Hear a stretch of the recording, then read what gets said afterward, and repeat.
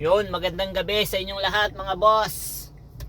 Ito na yung ipapakita ko sa inyo mga boss na sinabi ko kanina kung magkano yung kinikita ng isang TNBS driver sa panahon ngayon na sobrang tumal, sobrang baba ng pamasahe, ang haba ng oras ng binahe natin, pero ganun lang kababa yung kinita natin mga boss.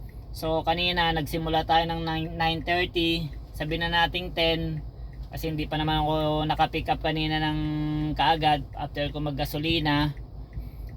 At ipapakita ko rin sa inyo mga boss kung gaano karami na konsumo nating gasolina sa loob ng 12 hours. Ito mga boss, tignan nyo.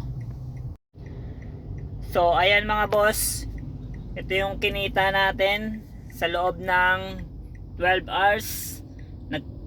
Nakakompleto tayo ng 15 bookings at umabot lang siya ng 3,613 mga boss, kasama yung tip na 25 pesos. At yung gasolina naman natin mga boss, so ayun, bumawas siya ng 2 bar, 'di ba? Sobrang tipid ng expander mga boss. Kanina nasa 1 to 94 yung ating kilometrahe.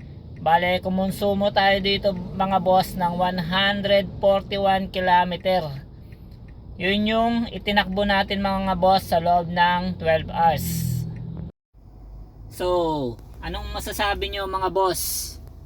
Paki-react naman, paki-comment naman dyan sa baba mga boss kung ano yung masasabi nyo sa 12 hours na binahe ko, at yun lang yung kinita natin sa loob ng 12 hours. Yung konsumo ng gasolina natin is naka 2 bar lang tayo mga boss, 'di ba? Sobrang tipid ng expander mga boss.